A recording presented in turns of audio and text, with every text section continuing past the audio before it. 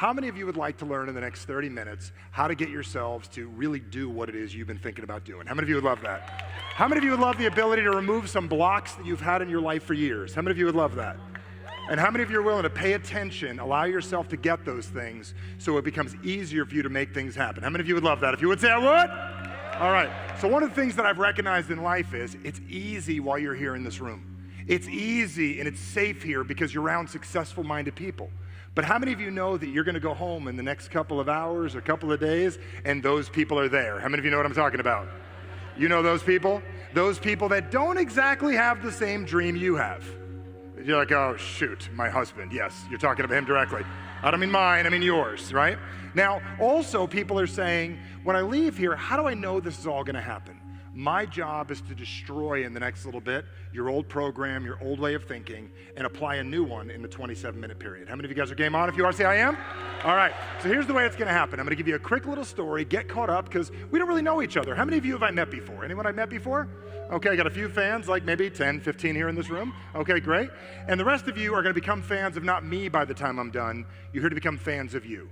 So here's where this story really began, and I can really relate to all of you. Way before I got invited to speak here, years ago, I was the guy reading the magazine with all the desires in the world to be successful. And I'm like, am I gonna be successful? I really wanna be. I wanna make this work. I had drive, I had ambition, like everyone here in this room, but something felt like it was missing. Now, I thought back as I was discovering my story of really what I wanted to discuss with all of you, and I'm like, I don't exactly have that typical speaker story.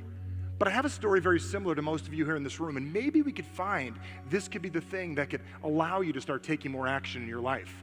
I love the story about the speaker who I grew up on the subway and I was left there for 9 years and I grew up eating out of a trash can. How many of you have heard that one before? And I get excited about that, I get moved.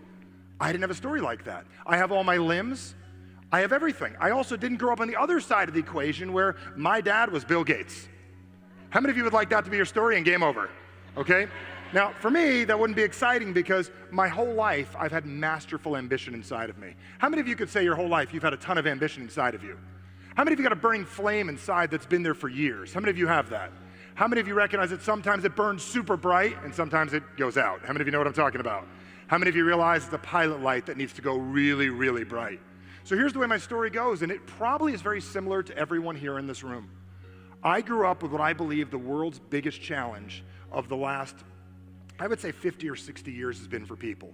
If you've ever wondered why success is difficult for most people or why you've had a challenge getting what it is that you want, it probably falls in this area and you didn't know it. See, it's the alcoholic that doesn't know they're the alcoholic that has the problem. How many of you know what I mean? It's the food you didn't realize that you shouldn't be eating that causes the problem. It's the activity you do in your relationships that mess things up. See, I grew up in a very, very specific way, like so many of you. And here's where my challenge lied. I grew up something called middle class. Now, how many of you can relate to middle class? Now, let me ask a question. How many of you grew up either one of these three flavors? Lower, middle, straight up middle, or upper? How many of you know what I'm talking about? Now, some of you are wondering, like, Michael, why is this a problem? Well, here's why it becomes a problem. When you have nothing, being motivated is easy. You either do it or you die. How many of you get that? When you're rich, it's like I either keep my parents' money or I waste it on stupid things and lose it all and then they have to bail me out. But when you're middle class, you're right down the middle and you're okay. And you're this thing that really messes up success. You become a little something called average.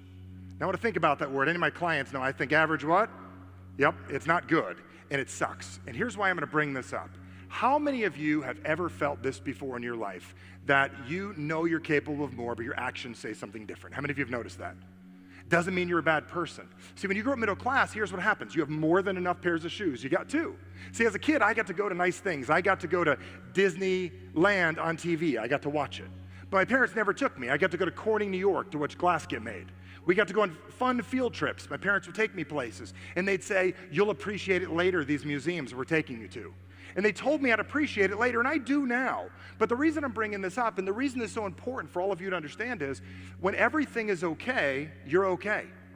And when okay is okay, okay is still okay. But okay is okay, it's not okay if it's not okay anymore. So my job out here, and I get that, I was gonna print that as a t-shirt. I even talked to success partners. I'm like, can I get that as a t-shirt? Okay is okay, and okay is okay, as long as okay is okay, but okay is okay as long as okay is okay, but as soon as it's Not okay. It's what? Not okay anymore. So I'm going to ask all of you to accept something today, and accept something, and Mel would talk about this, that fine and okay, they fit in a box, and we've got to step on it. Meaning that if you're not where it is that you want to be right now, our job is to make that place be bigger.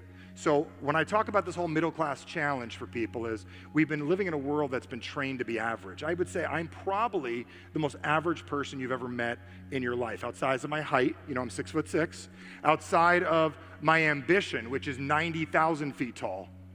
But outside of that, everything else is pretty average. The way I grew up, my family, the being, everything else I had. And I remember being at an event like this. I got a chance to do an interview earlier, and they said, what was the defining moment in your life? When did things start to change? And I remember just the random occurrence of two things that changed everything for me. Because in your life, it's those little moments that make the difference. It's those little things that you didn't think about that really change everything. And for me, it was taking a college class. And it was a class I wasn't paying attention in, I wasn't doing well, and they handed me this assignment. And I remember looking at the assignment, it said, you have to read one of these books. And it was boring. It was like Beowulf, boring. Sir Gawain and the Green Knight. How many of you remember these books, right? Boring. The Outsiders, the movie was good. But then one of the books was simple. And sometimes you don't get the wake-up call right away. And it was that book, How to Win Friends and what? Influence People. And it was a great book. And I got that book, and I was so excited about reading it because it was the first experience my entire life that I ever realized that if you want to get good at something, you have the ability to do it if you could find somebody that can help you get good at it. And that's what this event is about. That's what success is all about. It's about finding people that have done it and getting yourself to do those same things at the same time. So I got the book, but I didn't exactly get the message. And it wasn't until a few years later that I was at an event very similar to you guys here. And all the ambition in the world, super excited, driven galore. How many of you are business owners? Raise your hands high. Proud, high. And I remember being there as a business owner, acting like everything was great on the outside, but on the inside, it wasn't so great. How many of you know what I'm talking about? You can raise your hand like that when it's one of those. Like, how many of you realize you don't want to tell everybody? How many of you do the halfway wave? Yeah, not me, but me, yeah. So, that's funny, isn't it? It's the truth, isn't it? The truth doesn't hurt. It's funny if you laugh at it. Got it. Very good. Okay. So what happened is I'm at this event, and this guy said one word that changed everything for me. He said, if you want to succeed in life, and you want to succeed in business, and you want to succeed with a great body, with a better sex life, how many of you would like that? If you would also, raise your hands. Okay, good. Nobody wants to admit that one? I don't know if we're supposed to talk about that from stage, but how many of you would like a better sex life? You would say I would? All right, scream it out, because that's we're driven as people, biologically, to do things we really want to do. Now, this guy said it in the room, he said, the one word that changes everything, and I heard him say it, and those two are married, they're together, and they're like, okay, let's go home and work on that one right now. Okay, yeah. So I hear this one word, and it changed everything for me, and it was a simple word. He said, if you want to change your life, you need to understand a little something called influence. Now, when I first heard that word, I thought of that word, and I thought immediately what every one of you think here in this room. I got it. I got to influence other people. I got to get people to do things. I got to get my mom to do things. I got to get these clients to do things. And I got obsessed with the word influence. But what I didn't understand that day is another side of it. When he kept on talking and I was paying attention, he said, I think you're not understanding me. Because it's not necessarily just influencing other people. It's about you becoming a person of influence. How many of you in this room believe that if you were a person of influence and you did what you said you were going to do more often, how many of you realize you'd have a better life? How many of you recognize when you look in the mirror in the morning, when you see it, you know that if you could influence other people, you could do more, be more, become more? How many of you understand what I'm saying? How many of you wrote down something you are super proud of that you really want to do on a piece of paper in the last 24 hours? If that's you, say that's me. How many of you realize it's only a person of influence that's going to pull it off? So when I talk about strategic influence for the next little bit, I'm going to share with you 3 simple questions. 3 simple things that are going to get you to take more action, understand your life differently, and really put your life into a massive perspective to get yourself to do what you want. See, for me, strategic influence is not necessarily getting somebody to buy something from you. And strategic influence is not necessarily getting one over on another person. Strategic influence is that feeling you get. Now, how many of you have been there before where you went on one of these things called a diet? Has anyone ever went on a diet? Raise your hand if you've been on a diet. Okay, how many of you realize while you're on the diet, you wished you could die? How many of you know what I'm saying? The word makes sense. It's not fun at all. But when you're on a diet and you're laying there in your bed and it's 11 o'clock at night and you get this craving inside of your brain for cheesecake. or chocolate. Some of you are like, I don't like cheesecake. Chocolate. Anyone ever get a craving for broccoli? I don't think that's ever happened before. You're the guy. I get it. I totally understand. The one guy that messes up everything, right? So what happens is you're laying there in your bed. It's 11 o'clock at night, and you're saying to yourself, I got it. I would like the ability to lay here, but the craving kicks in. Just like I want to make 6 figures this year, but the craving kicks in to go to Starbucks. I have a rule in my company and my life. It says, if you make under 80 grand a year, you're not welcome at Starbucks. Any financial planner in the room would say, invest the money in your business or your life. Don't go there. So you're laying there in your bed. It's 11 o'clock at night. You get the feeling to go to the fridge. And you step out of the bed. You take another step. And if you had strategic influence, you would say, stop. Go back to bed, buddy. But you wander with an excuse to the kitchen. It's like Chris Rock always said. He goes, there's no reason to be at an ATM at 3 o'clock in the morning. And there's also no reason you should ever be at a refrigerator at 11:30 at night if you've already been sleeping. So you're standing there and you're having a debate with the fridge. Do I or don't I?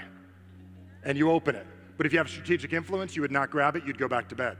The ability to influence yourself. So what happens is you open it and you're staring at the broccoli and the cheesecake or the chocolate cake. And at that moment, you have a decision to make. Can I control who it is that I am? Do I have the power to close the door? This is a metaphor. This is not anything more than how you live your life and your business. What strategic influence is the ability to deal with certain things. Like, how many of you would love the ability with your brain to have the ability when you have a tough day, when you're leaving work one day and somebody calls you, complains? How many of you have brought that home with you? Anybody? How many of you are going to fight in the morning with the one you love and you brought it to work? How many of you realize the strategic influence, you turn that off? See, I know one little thing, and I talk about average. And people say, are you talking about average compared to other people? The average I'm talking about is that thing you run into. Because if you've ever been really excited about doing something, but for some reason you run into a wall, anyone ever had that? And you're wondering, like, what is that wall? Like, for some reason I can't jump. I can't get myself to do it. I have a name for that. That is your averageness. That is your ability to stay who it is that you currently are instead of becoming everything that you want. And for some reason, we have trouble getting through that wall. The only way you're going to get through that wall is to understand where the program came from in the first place. So I'm going to ask you about 3 questions right now if you guys are excited to do this. I'm super excited, and I'm really excited to do this. How many of you are excited about doing this? And the reason I bring this up is one of our speakers mentioned this morning. He said, you never should make a new decision when you're in a what kind of state of mind? Tired, angry, crappy, whatever you want to call it, not so good. So make certain you're in the right state of mind as we go through this exercise, because the next 15 minutes will be ones that impact your life in a major way. So why I bring this up to you is a few years back, I was having a little bit of a challenge. And when I say challenges, I think when we first start in life, when we go to be successful, our challenges show up all the time because that's what we're doing. That's who we are. That's what's going on. But later on, when we start doing okay, we don't want to take as many risks. So for me, I was having a couple challenges with 2 areas of my life. My health was okay, but I knew it could be better. My business was very good, but it was average for what I was capable of. How many of you can relate to this? And I couldn't figure out why, even though I knew what to do. I had the friends, I had the contacts, I knew what I needed to do, but why was I having trouble taking the action? What was I doing that was missing? And I'm the guy that teaches action, and I'm having trouble getting myself to do it. And then I did the exercise again for myself. And it went a little something like this. How many of you have ever done a Facebook Live? Anyone ever done one? How many of you ever noticed that when you're on social media, there's things that show up in the background that you didn't know were there? Anyone know what I'm talking about? All right, yeah. So imagine for a second, this is the first part of the exercise. Imagine for a second there was an outsider in your life, a consultant, somebody you hired. And this is such a good exercise that you can do today, tomorrow, next week, next month. I don't care if you make $100 million a year. I don't care if you make $1 million a year. I don't care if you're overweight or underweight or whatever it is. This will work for you. So I want you to imagine for a second that there's an outsider that you hired, a consultant, and they came into your life and they said to you, I'm going to watch you for 1 week and I'm going to honestly tell you what about you that you currently do. So I played this game with myself and I said, what if an outsider watched me? How would they be honest? Now, would an outsider consultant that was nice and kind, would they say to you, you're a jerk, you're rude, you're mean? Would they say that stuff? What would they say? They'd say honest stuff. They'd say things like this to me. Michael, you're a hard worker. How many of you have been plagued of being a hard worker? You're a good person. You're very scattered. How many of you other people have ADD like me? I always say if you don't have it, you should get it, because almost every rich person I know has it. I remember once someone said to me, they said, Michael, you have ADD, you mentioned it. I said, yes, a dynamic disorder. And the reason I like having a dynamic disorder is it's made me a lot of money. It allows me to focus on many things at once and also keep track of my presentation at the same time. So if an outsider was looking at you, how would they say your life looks? What would they say? Would they say you're a good person? They'd say you're unorganized. Maybe you lack focus. They'd say you've got this going on, you got that. And what's happening is, imagine you had a Facebook Live campaign following you for a month. What would they say? You know what to do, but you're not doing what it is that you know. My question for you is, what would that answer be? See, when you get the answer on that piece of paper, you don't need to answer it right now, but I'm going to have you answer it later. Because in lies the situation. Is how would they see you? See, if I played a game called I Go First, I literally would say a good guy who means well, who knows what to do, that doesn't always do what he does what he says to other people that he's going to do, but for some reason he holds back and he knows he can play bigger, but he's not doing it. How many of you can relate to you're just like me? How many of you can relate to that? I spoke for you. And the reason it's important to see if an outsider is, the outsider will be less critical than you. The second question is going to take all of you back in time. Now, how many of you remember this little activity? You played a little activity when you were a kid, and some of you young millennials, where are the millennials? Any millennials in here? Okay, yay, one, great, hey, okay, cool. Now, what's interesting is, there used to be this thing we would do when we were kids, about 5 years old, called riding a bike. How many of you remember riding a bike? Now, I want you to think about this for a second. When you first learned how to ride a bike, when you set out to learn how to ride a bike, what was the number one reason you wanted to ride a bike? Let's scream out the answer. What's the reason? What was the reason? You wanted to have fun, right? Okay, what else? What's the reason? You wanted to go to your girlfriend's house at 5. Good job. Okay, what else? Anybody else? You wanted not exercise, okay? Now, I believe the number one reason you wanted to ride a bike when you first got started was very, very simple. You wanted to learn how to ride a bike so you can ride it. How many of you would agree that was the reason? So you went up to that thing, you went up to that bike, and you said to the bike, you said, got it, I'm gonna ride you. I'm gonna ride this thing. And you're 5, 6 years old, no training wheels on the bike, and you walk up to that bike, and you put one leg over the other, your parent puts you on it, and instantly, you learn that you don't know what? Balance. How many of you would agree you didn't know what you didn't know? How many of you get that? If you do, say I do. And then your job is, how do I what? Get balance. And then how do I steer?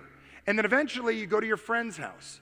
But I was having a challenge working out probably about 3 years ago, and I couldn't figure out why.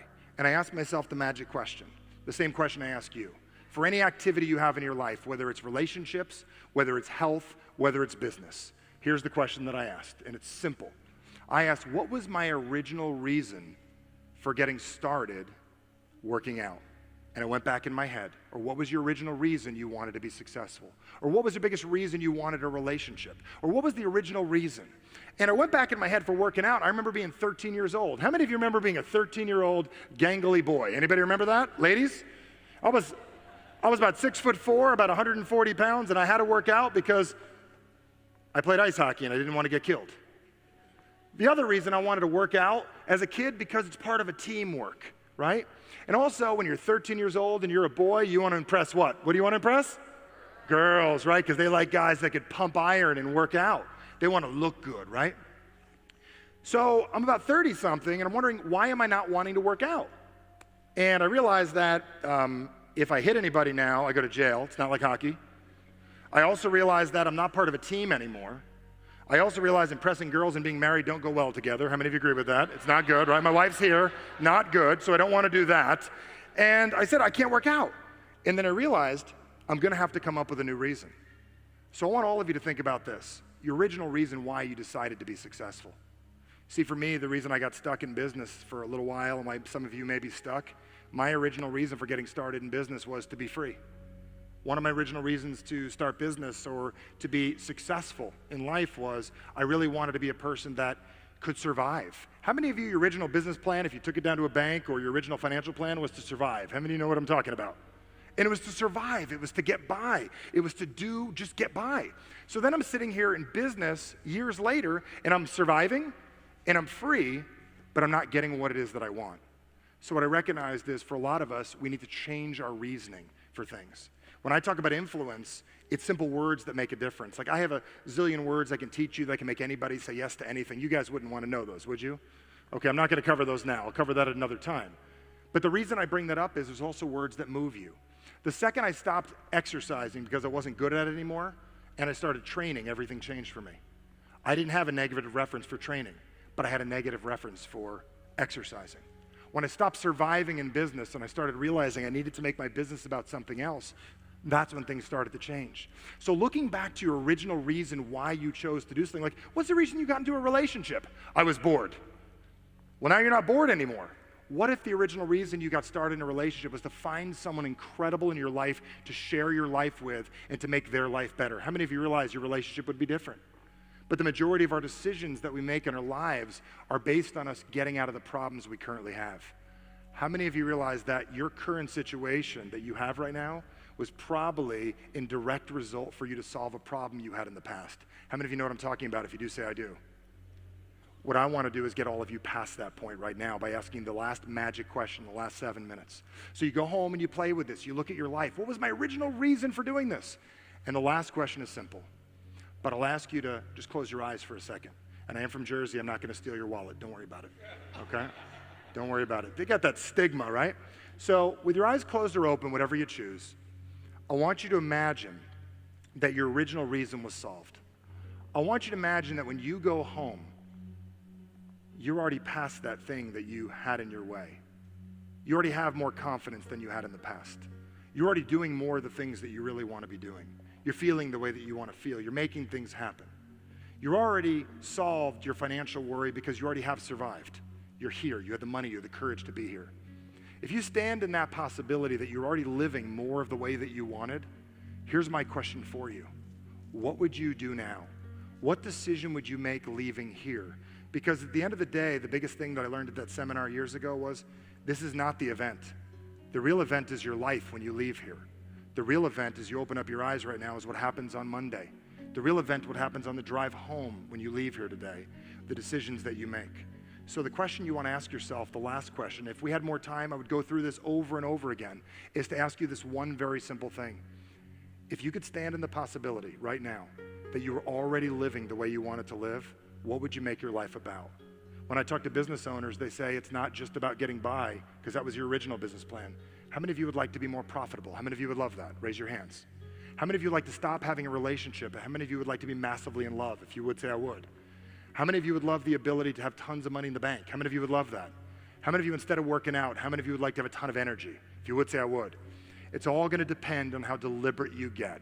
And I'm going to challenge all of you to think about this last exercise that I'm going to do with you, because when I talk about the word average, I've recognized that every one of us have developed a life for ourselves that keeps us stuck. And the reason it keeps us stuck is when you start doing well in life or you start doing better than you did before, we develop a box that we put ourselves into.